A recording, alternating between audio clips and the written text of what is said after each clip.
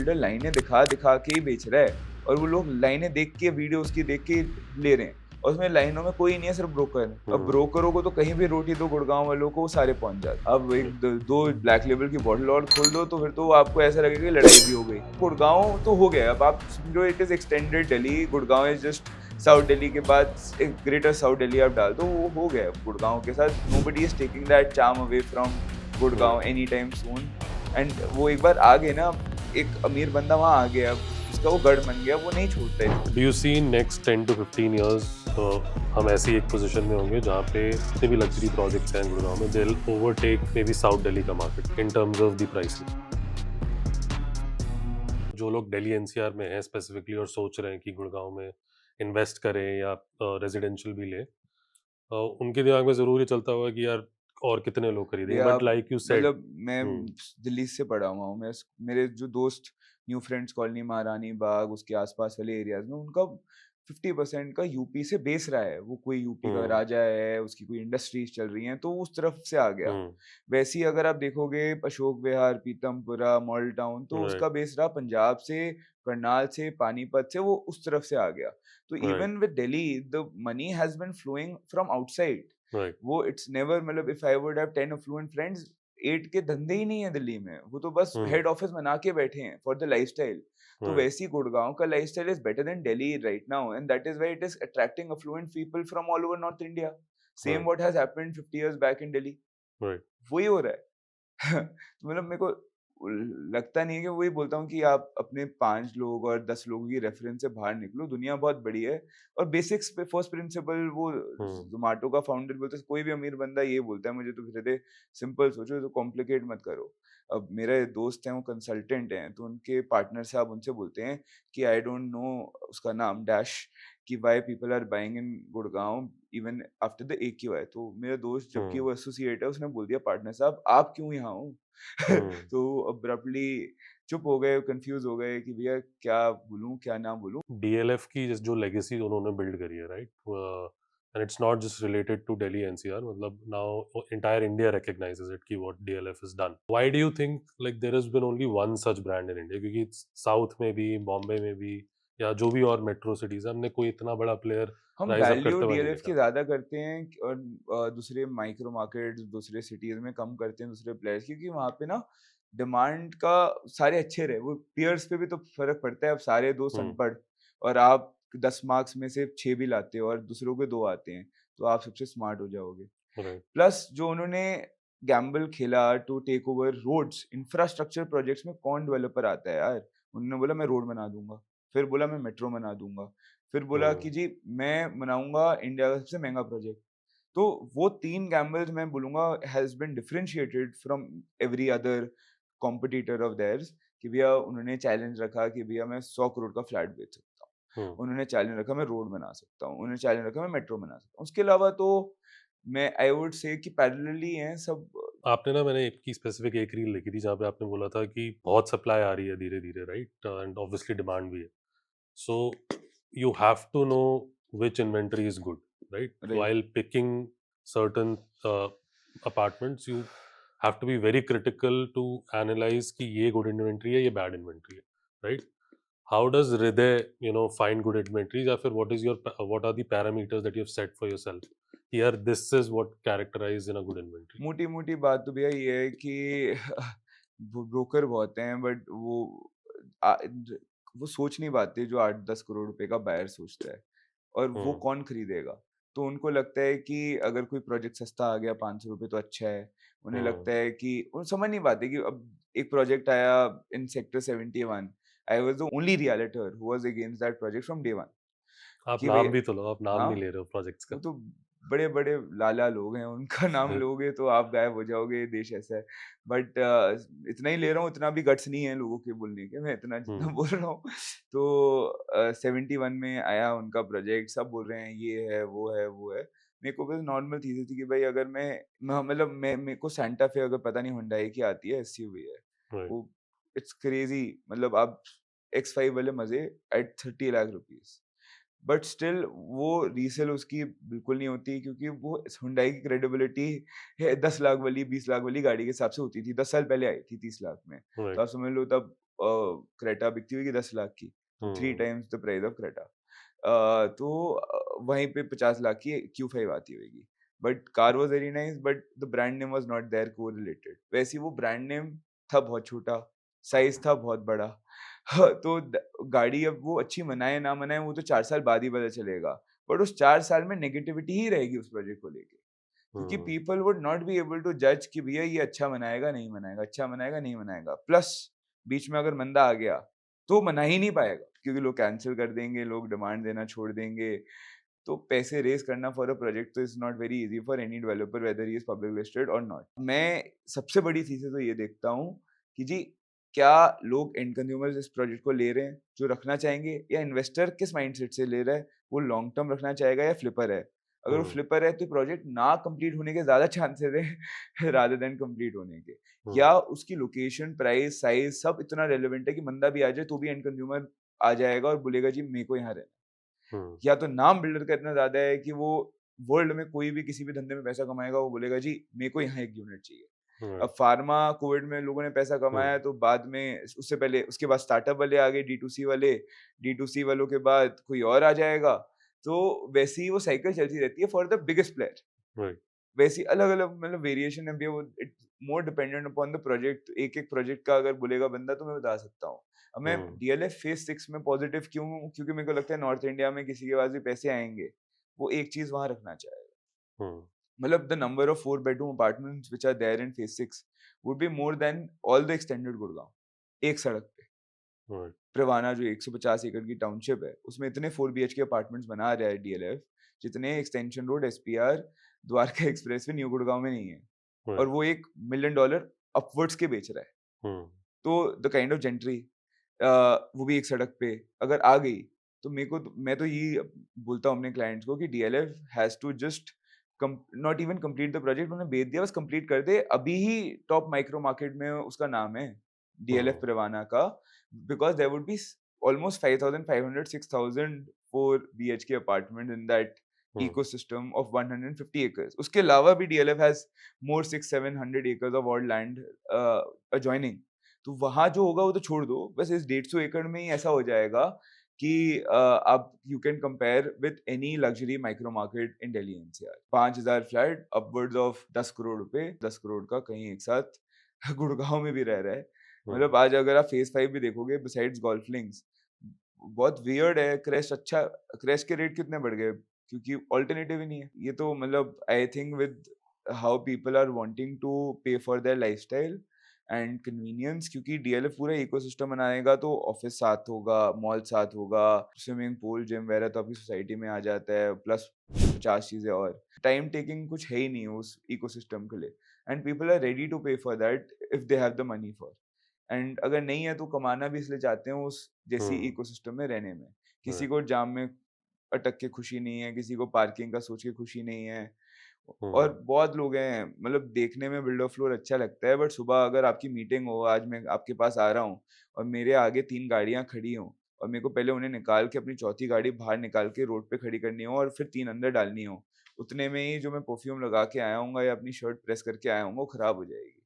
हम्म तो मेरे को नहीं लगता कि साइज भी इररेलेवेंट लगता है मुझे। मेरे को तो कन्वीनियंस ही लगता है कि अमीर बंदा कन्वीनियंस के ही पैसे देता है, और हिंदुस्तान में पहले नहीं देता था, अब देते हुए बढ़ रहा है, बहुत ज़्यादा ही बढ़ रहा है। हम्म एंड जिसके पास है वो बहुत ज़्यादा ही वैल्यू कर रहा है उसे। absolutely, तो मतलब luxury तो has no other alternative besides Delhi. UER2 is opening up. I am very positive. I would also invest my money. But where Gurgaon is sitting right now, UER2 would take minimum 10 years. तो hmm Gurgaon would become habited luxury economy by then. Then UER2 में क्या होगा, वो start होगा affordable से, फिर premium से, फिर लग्जरी आएगा। अचानक से लग्जरी नहीं आ सकती, वो हम्म किसी भी माइक्रो मार्केट की जर्नी नहीं होती। तो मैं भी बहुत पॉजिटिव हूँ, मैं भी पैसा लगाऊंगा 110%। वो तो हम्म एक धारावी में जो दानी बना रहा है, एक ही UER2 में, very positive. But it would take its due time. Where Gurgaon is sitting, nobody can take that chance and birthday party वाली वाइब वो हम्म जो गुड़गांव की चल रही है, वो अचानक से नहीं जा सकती। वो बढ़ी ही जा रही है with more players coming now. Oberoi from Mumbai is coming. हर बंदा आना चाहता है जिसके पास भी पोटेंशियल है कि I can sell to the rich of the nation, they want a land parcel and they want to exploit Gurgaon. Obviously, with these rapid projects coming up, such big developers exploring Gurgaon, do you see in next 10 to 15 years हम ऐसी एक position में होंगे जहाँ पे जितने भी luxury projects हैं गुड़गांव में they'll overtake maybe south Delhi का market in terms of the pricing? भैया वो डिपेंड करता है ना कि दिल्ली में क्या हो रहा है। अगर आज जैसे दिल्ली स्टैग्नेंट है, with there is no office spaces, everybody even the richest guy of South Delhi, if he is working and he is not an industrialist, then he has to come to Gurgaon only. Even 30% of the industrialists have to go there. One of my dad's friend is shifting out of Shanti Niketan. तो आप imagine करो कि अगर वो बंदा shift हो रहा है, गुड़गांव जा रहा है। वन ऑफ माई फ्रेंड, वो भी बहुत पैसे वाला है, वो भैया वो बोल रहा है कि दिलवा दे यार, डालिया दिलवा दे। तो हम्म कि खराब हो गया दिमाग, 1.5 घंटा लग जाता है। अब हम्म जिसको काम धंधा करना है उसे तो जाना पड़ेगा ना। दिल्ली में ऑफिस स्पेस वगैरह मन ही नहीं रहा। काम करना है, अगर पढ़े लिखे लोगों को हायर करना है, क्योंकि पढ़े लिखे लोग भी दिल्ली नहीं रहना चाहते। वो बोल रहे हैं यार हमारे सारे दोस्तों गुड़गांव में, हम यहाँ के अलग क्या करेंगे। वो Delhi has to do something. वो आई एम पॉजिटिव, अब आ रही है बीजेपी, क्या करती है क्या नहीं करती, बट मेरे हिसाब से कुछ करे ही। बट इतनी हम्म जल्दी कुछ नहीं होना। वो गुड़गांव तो हो गया, अब आप समझो it is extended Delhi. Gurgaon is just south Delhi के बाद एक ग्रेटर साउथ दिल्ली आप डाल दो, वो हो गया गुड़गांव के साथ। Nobody is taking that charm away from Gurgaon right any time soon. And वो एक बार आ गए ना, एक अमीर बंदा वहां आ गया, अब उसका वो गढ़ बन गया, वो नहीं छोड़ता इतनी इजी। वो हम्म यहाँ दिल्ली भी 15 साल परेशान होके ही वहां जा रहा है। ऐसा नहीं है कि वो अचानक से उसने बोला कि नहीं जी मैं आम आदमी से परेशान हूँ, और मैंने आज कल परेशान हुआ, आज मैं शिफ्ट हो रहा। उसने he has spent his due time, उसको ऑफिस शिफ्ट करा, सब करा, और going ahead with all the consolidation taking place with all the small businesses।